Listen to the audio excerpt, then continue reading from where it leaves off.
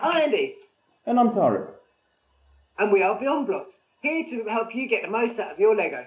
Each week we tackle a different theme and reuse our old Lego kits to build something new based on that theme. So go grab some Lego and come build with us.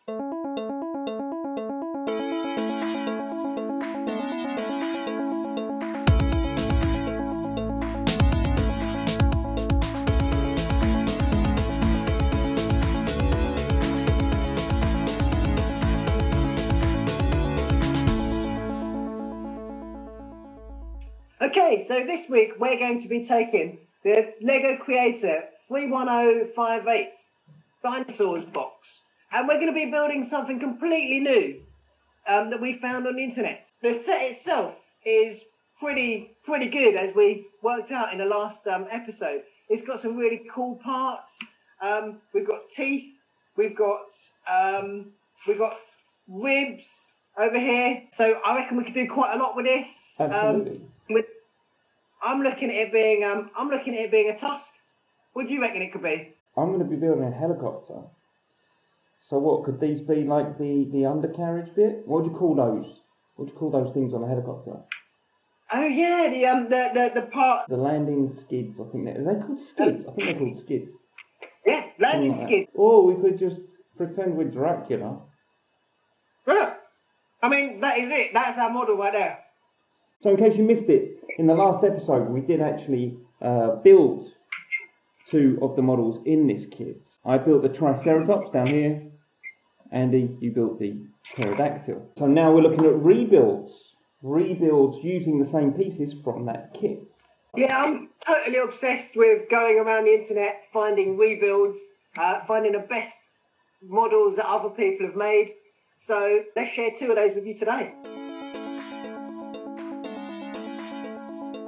So each week, while building our respective models, Andy and I quiz each other on our chosen subjects and keep tabs on the score and see who got the most correct answers at the end of the episode.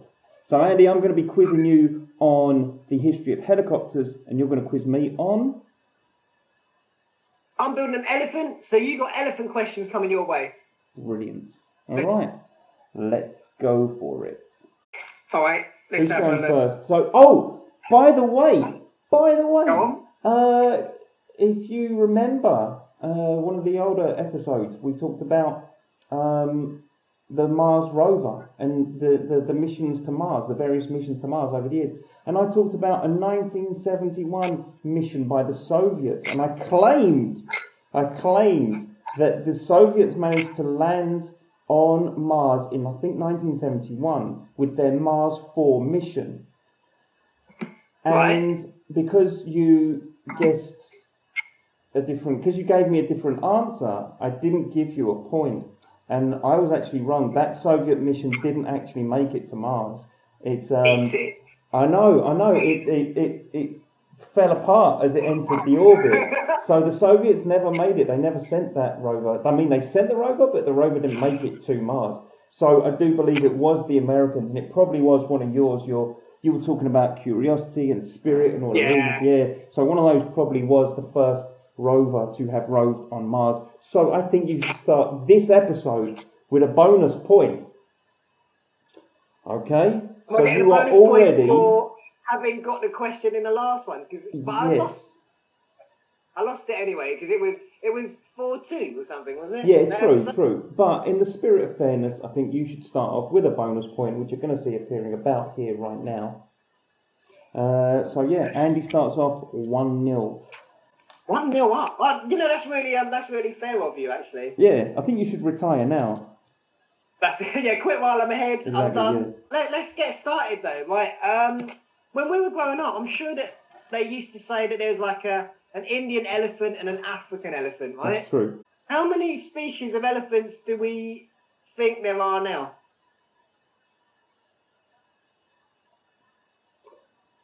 How many species of elephant are there now? Where else could elephants live? Alright, so India, Africa. Where else might there be elephants? Maybe South America might have elephants. Is there a North American elephant? One that eats a lot of fast food and smokes Marlboro? I think North America would be quite a good place for elephants.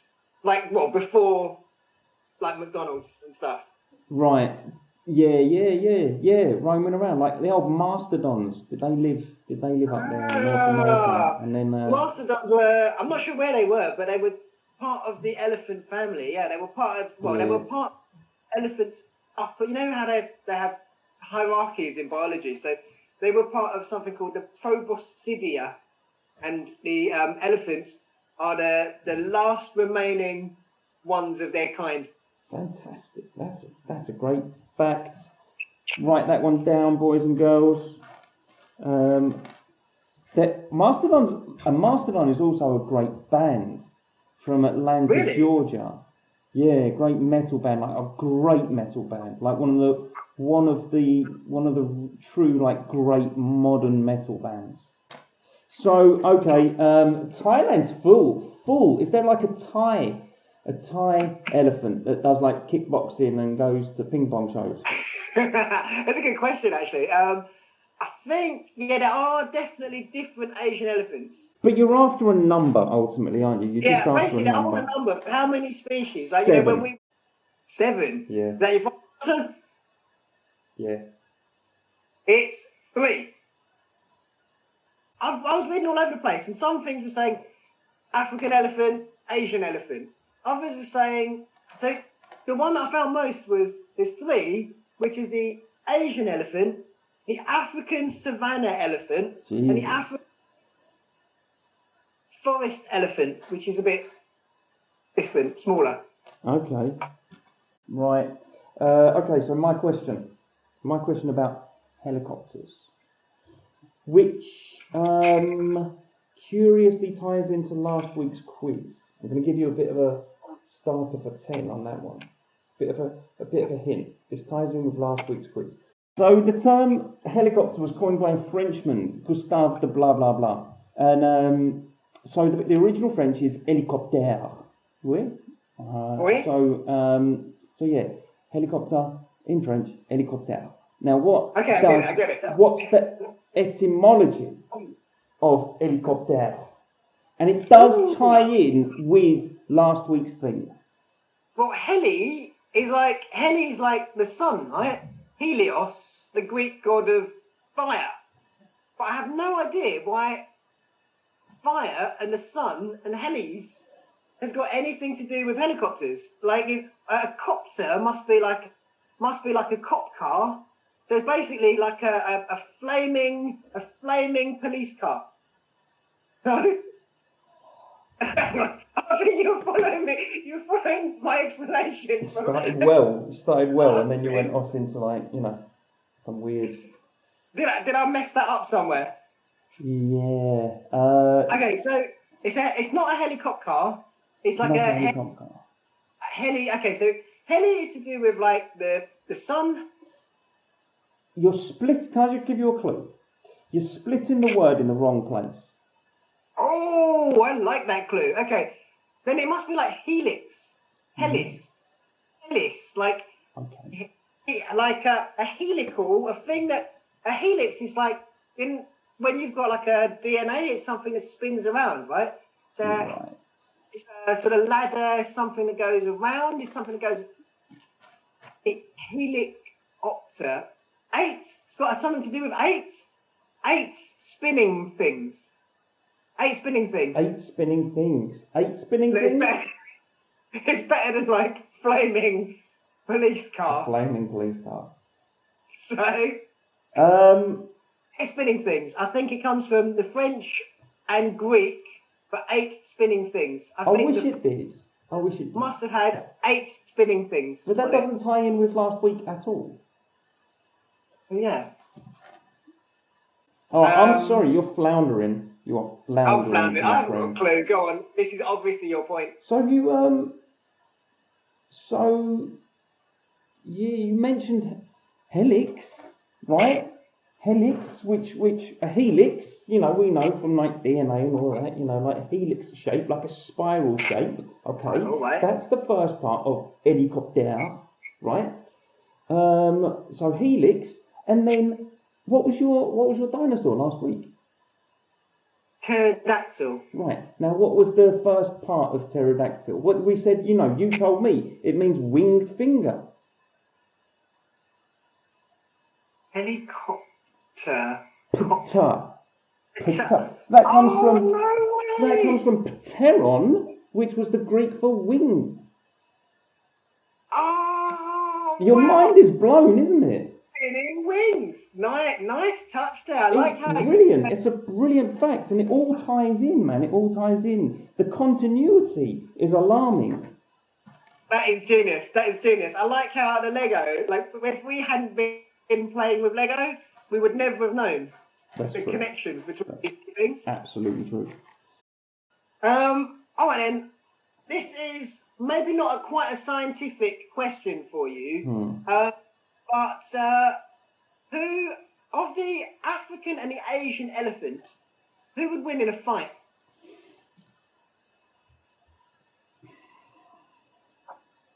I think that the question might have been phrased differently when we were younger. Yes.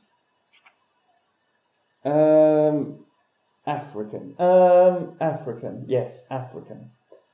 What makes you think that? Because in Thailand, you can like get up, you can jump up on a Thai elephant, can't you? And they go running around and like carrying you about. They seem more sprightly, and I've known people that have gone on safari in Africa, and I've seen footage, and the African elephants do seem more kind of beastly and like even next to a lion, you think like the lion's the king of the jungle, and they're all like "Rah," and all that, and then some big old African elephant rocks up, and he could literally just be like, squash that lion in no time. So I'm still going African. And is that your final answer? Yeah. That's it. Just because they have to deal with harder stuff, you reckon they'd win in a fight? Yeah, I do. That's it. No, like, no comment on what sort of kind of tools that they have to deal with them. Tools? An elephant? Yeah, what tools do the elephants in Africa have to deal with these bad boy predators that they've got? Like, and you're right, they've got to deal with some bad boys, right? Yeah.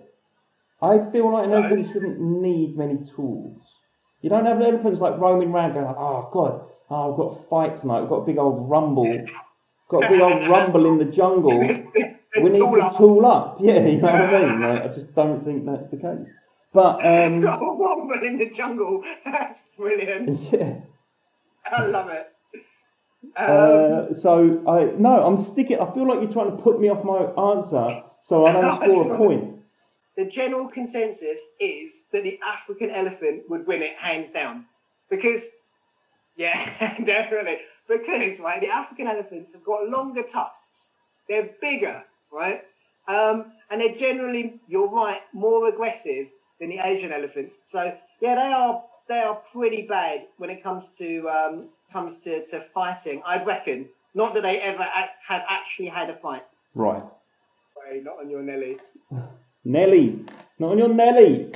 No, see what I've done there? That's brilliant. Wicked. Yes. Okay. My question? Yeah, go on. All right. So we're talking about speeds now. Top speed. What's the top speed ever recorded by an? Would you say an helicopter or a helicopter? Ooh, that's harsh. Yeah. No. So I'm going to give you like multiple choice, right? The Eurocopter X3 is apparently the fastest helicopter. Now, what is the top speed it has reached? Is it 247 miles per hour, 257 miles per hour, 267 miles per hour, or 277 miles per hour? I reckon these things. Oh, come and think of it though, they've got a lot of drag. They've got a lot of. I think they're going to have a lot of drag.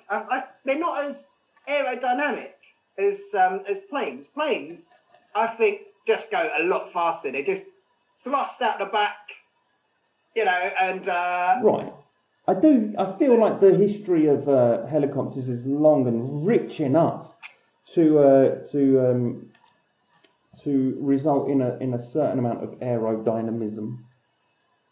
Do you know what I mean? Like, I think they've reached probably like for what it is, for what a helicopter is, they've probably reached quite a high level of aerodynamism, if that is a word. So now I think you're trying to get the point. I reckon you're trying to put me into you're trying to make me go higher numbers. It's like reverse psychology, isn't it, at this point? Oh, for sure. So again, your options are 247, 257, 267, 277 miles per hour. Oh. Yeah, I'm going to go with 267 because I think it's a nice number. 267. You are correct. Yeah. It is 267. Well done. Congratulations. Yes! Don't know how you got that. Like literally 1 in 4, unless you did a bit of sly research before the episode. Well, you can never tell. Well, whatever. So yeah, well done. 267 miles per hour top speed. All right. What was the elephant doing in the motorway? Oh, hang on, that was a really bad delivery. What was the elephant doing on the motorway? Is what I'm supposed to say. Right. What was the elephant doing on the motorway?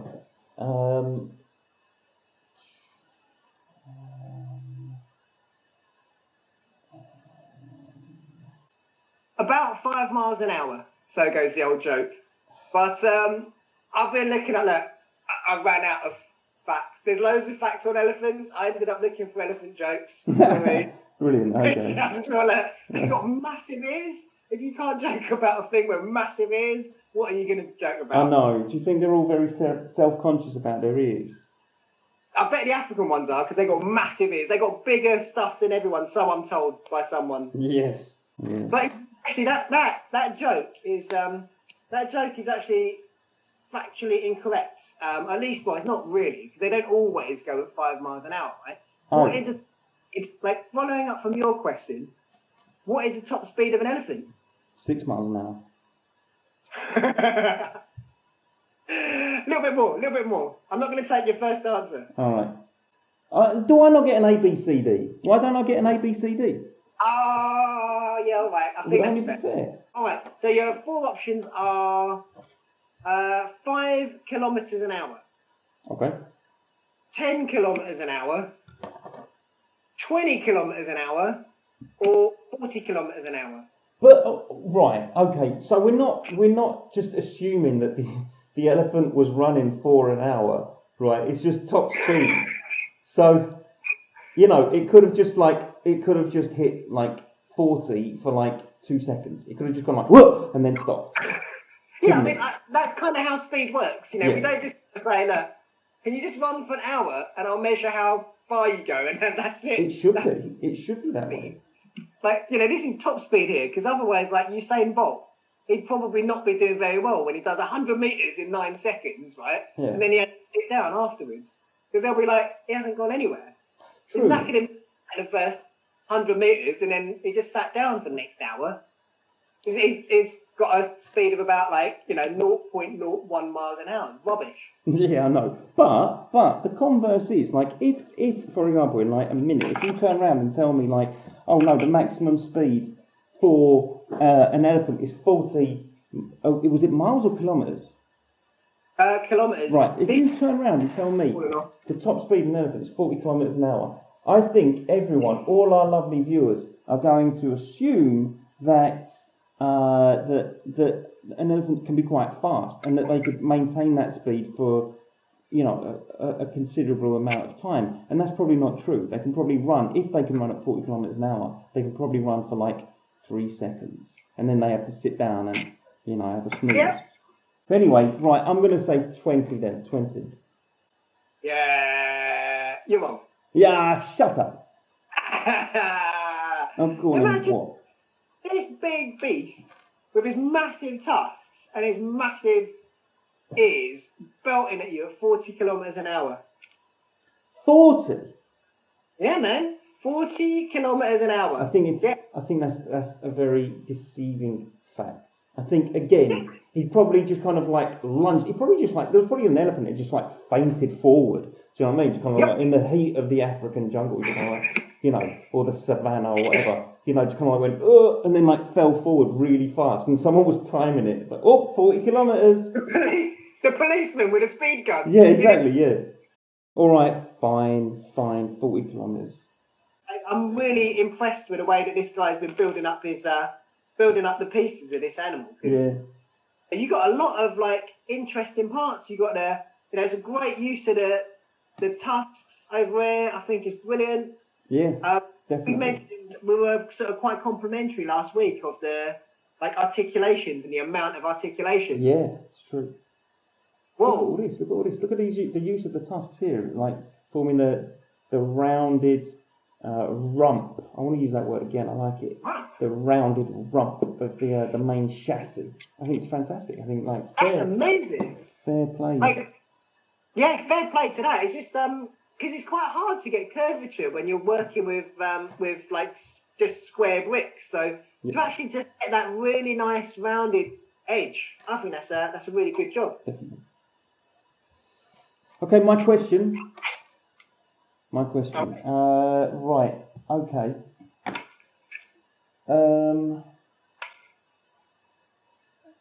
All right, Mr. Physicist.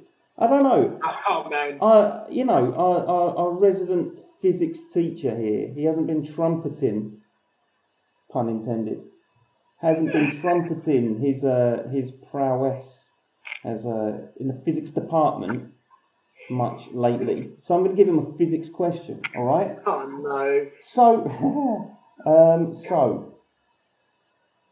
So we like looking at a helicopter's anatomy. You've got like the rotor blade. Rotor blades. Rotor blade. On the top.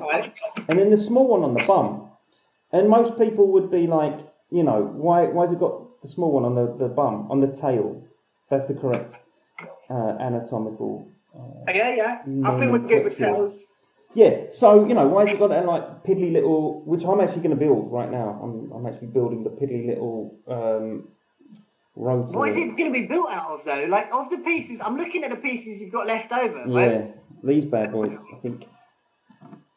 Oh wow! Yeah. It's at the beginning of the thing. That looks amazing. That's like a tattoo. I'd tattoo that. Yeah, I know. Yeah, it's true, isn't it? Some tribal. That looks fantastic. Tribal tattoo, isn't it? Okay.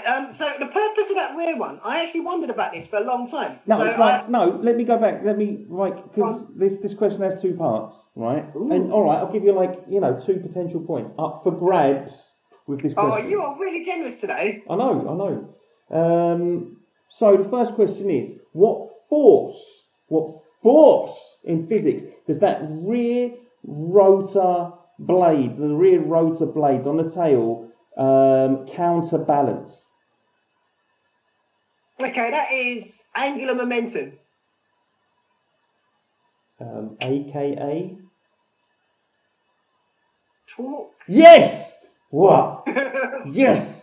Well done. No, what? Yes, as in yes, I got it wrong. Yeah, no, you got it right.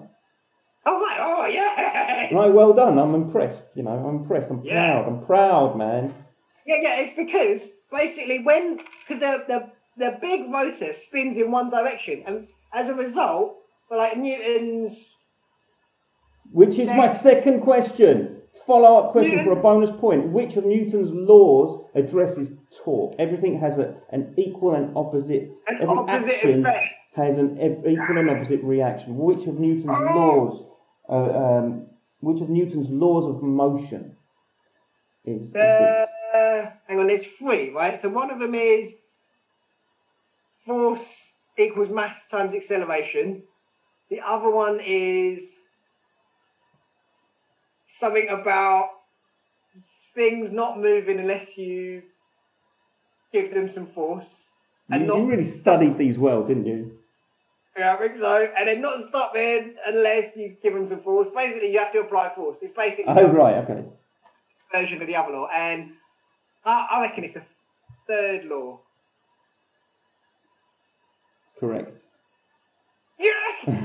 Well done. Oh, It's so unfair. I've got 1 point. You're on 10, man. Oh man, I can't believe I got that right. I've had to talk physics for a long time. Yeah, man. So double whammy, double points, and I've got my torque preventing or torque counteracting rotator blades here. All right, what are we on? So, Question. tough one. All right, go on. Whenever you look up elephants, it always gives you these big numbers. They're the biggest land animal, the biggest mammal, they're the heaviest, blah, blah, remaining land animal, etc., right? So, what is the gestation period of an elephant? Oh, God. There's probably quite a lot of competition out there, so if it's the longest, then it's got to be about a year. A year? Come on, man. That's mildly longer than a human. Yeah, but longer than that would be ridiculous, wouldn't it? Longer than that would actually be ridiculous. Like a little baby growing in an elephant's womb for like 6 years. Well, yeah, I mean, it is like an elephant growing in a womb, because it is actually an elephant growing in a womb. Yeah, I know, but it would be ridiculous if it went on and on and on. I mean, I think they should have evolved to a point where they can, have quicker gestation periods. I don't know. Yeah, I mean, one of the things with elephants, right, is that the reason that they're starting to, they're in a lot of trouble is because they only give birth to one at a time. And it takes them absolutely ages to make one. And in the time that they're making one, right. humans are killing them for their tusks. So yeah, right. My God, I hate people, man. I hate people. Is it your turn for a question? No, so I haven't answered your question. My fine lines will be like 24 months. Oh, so close, so close. I'm going to give you that because it's quite, it's quite a lot. 22 months. Oh, mate. I think I do deserve like a plus or minus 2, on that. Definitely. All right, last question from me then. So which 1979 film, directed by Francis Ford Coppola, starring Marlon Brando, Martin Sheen, Harrison Ford, Robert Duvall, who else? Lawrence Fishburne, I think, was in there. And a bunch of others. From The Matrix? Yeah. But a young one. So 1975 film, directed by Francis Ford Coppola. Featured a fleet of Huey helicopters attacking a small Vietnamese village. Apocalypse Now. Correct. That was a simple one. So should we have a look at our models then? So show us your elephant. Yeah, let's have a look at this. I'm thinking, mate, that what I really like here, they've used a similar articulation on the legs, which I think is pretty neat. It's the one that allows him to sprawl out. Right, like yeah. Less of the sort of backwards-forwards articulation, but, I don't feel too bad about that. So that's a very similar torso to the Triceratops. Yeah, pretty much. He's even got this bit on the back that the Triceratops and the T-Rex had in the original set. Yeah. I really like his head. You got this articulation, so he can look left and right. It's actually pretty realistic, I think, in terms of degrees of movement. Like, I think that his neck would actually probably do this. He could probably do this. A real elephant. Yeah, they do. They blatantly do. Because obviously I know everything about elephants, so. Definitely.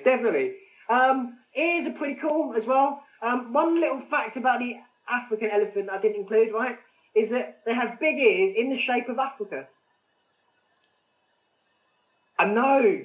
Your mind's blown, isn't it? I'm like, wow. And the Asian elephant just has small ears. That's a good like 9 out of 10 on the LEGO rebuild scale. Yeah, I'm definitely giving this a solid 9, maybe 10. Probably 9. But I think that when you look at the amount of kit that he's got left over, you had a picture of this earlier. When you look at the kit left over, he's hardly left anything. I think he's done a great job. Yeah.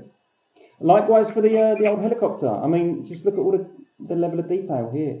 I mean, obviously here you got like the window that opens up. Like I don't know if that's really how helicopters open up, but I mean, it's great that he's used that, for that kind of, this piece to that effect.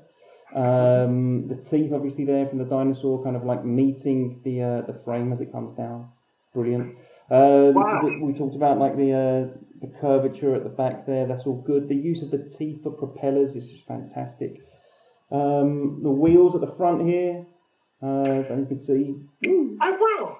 The wheels That's there. really They would have been like brackets. They would have been like, you know, like kind of like what sockets, you know, for the joints in the dinosaur, but he's used them as wheels there in the undercarriage. Should we have a look at the scores then? I think you smashed me this week. I think you absolutely brutally smashed me this week. So let's have a look.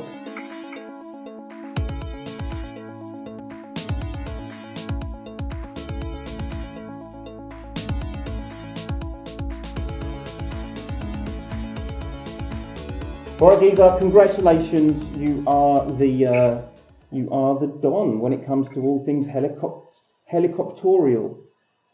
And elephantine. So, thanks for watching us this episode. Hope you enjoyed it. Make sure to come back for the next one. And while you're here, make sure you like, subscribe, and comment down below. And make sure you check out our Patreon page, where you can make a small donation to help us keep making these amazingly entertaining videos.